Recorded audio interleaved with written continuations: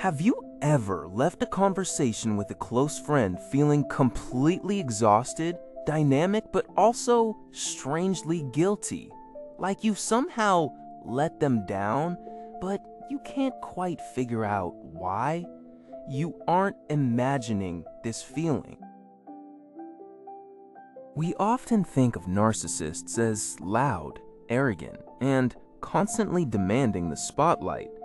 But there is a far more subtle, invisible type that can be incredibly damaging in friendships: the covert narcissist.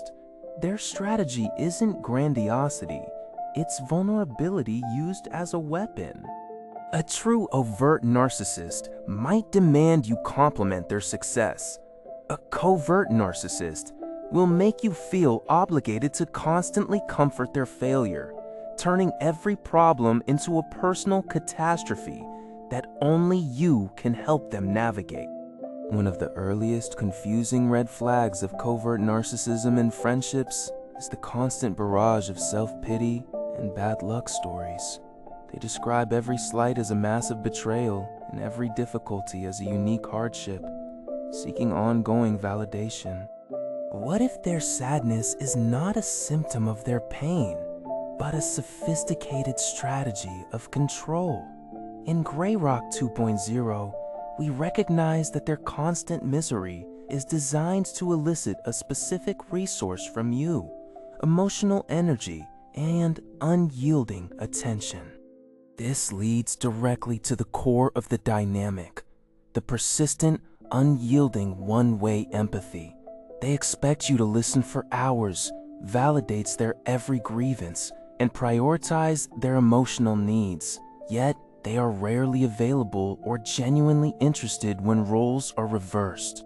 The advanced Grey Rock approach emphasizes internal neutrality because covert narcissists are expert emotional hooks. You aren't just pretending to be boring, you are learning to not care about their fabricated or amplified crises, protecting your energy. Another major red flag is the subtle passive-aggressive criticism and faint praise. They rarely offer genuine, full compliments. Instead, they'll say, "I'm so glad you got that job. I always worried you wouldn't find something, given your limited experience." This strategy undermines your confidence without making them appear openly aggressive, reinforcing your dependence on their validation while positioning themselves as supportive, albeit critical figures in your life, maintaining a sense of superiority. True strength isn't being unreactive, it's the profound power of choice. What if your non-reaction is actually your greatest statement of self-worth? When you practice internal neutrality, their critical comments stop landing. They become meaningless. Covert narcissists are also notorious for boundary crossing disguised as closeness. They might demand constant access, sharing intense emotional dependency, blurring lines and making you feel responsible for their well-being. This often involves leveraging your empathy. They rely on your kindness and conscience, twisting your natural desire to help into an obligation, ensuring you always feel guilty for prioritizing your own needs.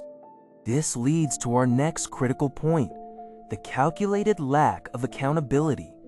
A covert narcissist will rarely, if ever, genuinely apologize for hurting you.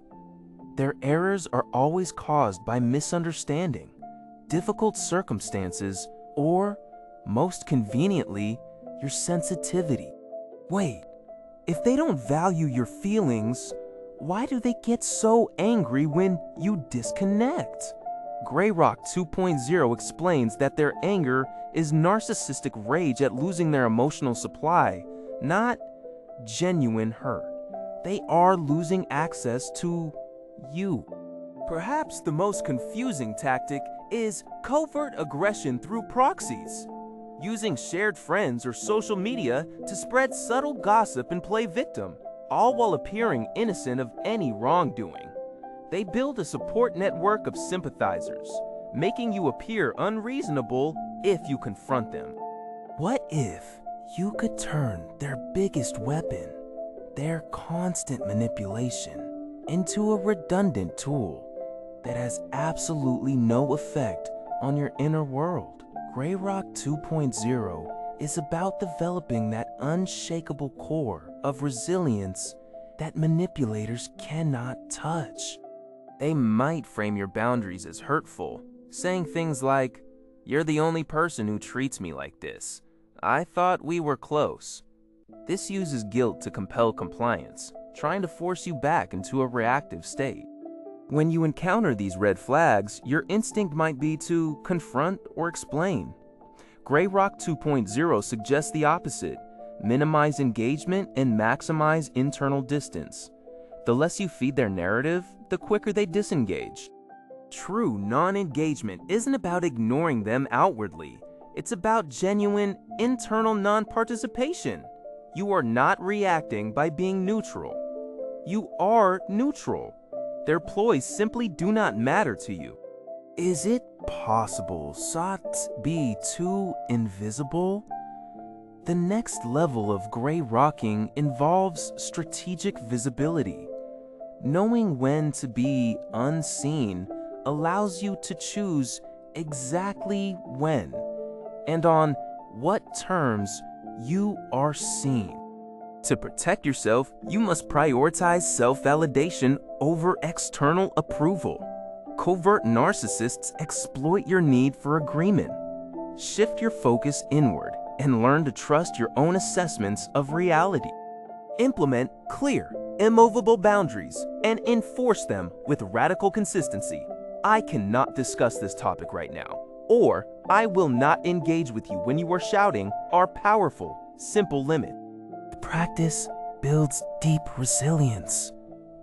By consistently denying manipulators easy emotional prey, you weaken their tactics and safeguard your own emotional health, ultimately reclaiming your time and energy. The power shift is profound. From a state of constant reactivity, you move to calm observation. This transformation gives you back choice. You are no longer controlled by their emotional puppetry. This emotional invisibility becomes your greatest strength.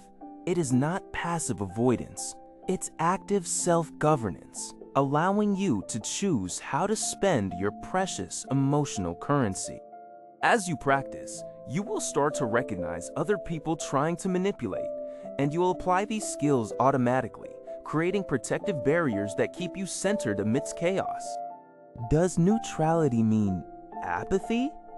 Absolutely not. Grey Rocking 2.0 allows you to conserve your true emotions for meaningful, genuine interactions, while remaining invisible to exploitative behavior. The practice frees you to live authentically. You're not spending energy fighting manipulation. You're investing it in your genuine interests and building authentic connections. So, how can you start practicing advanced grey rocking today? Start small in low-stakes interactions. Focus on remaining neutral and observing rather than reacting. Consistent application is key. Over time, this shifts from a practice technique to a more integrated aspect of your personality, becoming a reliable defense against toxic behaviors. What if you could transform every toxic interaction into an opportunity for growth? Advanced grey rocking empowers you to do exactly that, prioritizing your inner peace above all else. The key is practicing these responses internally through visualization before actual encounters. Visualize staying neutral, imagining scenarios where you're tested and easily maintaining composure. True strength isn't being unreactive, it's the profound power of choice.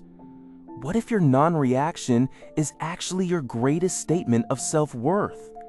When you practice internal neutrality, their critical comments stop landing. They become meaningless. Mastering emotional invisibility is about taking back control of your life's narrative. Choose not to engage in their dramas and instead direct that powerful emotional energy into building the life you truly desire. Remember, the goal isn't just to survive a covert narcissist, friend.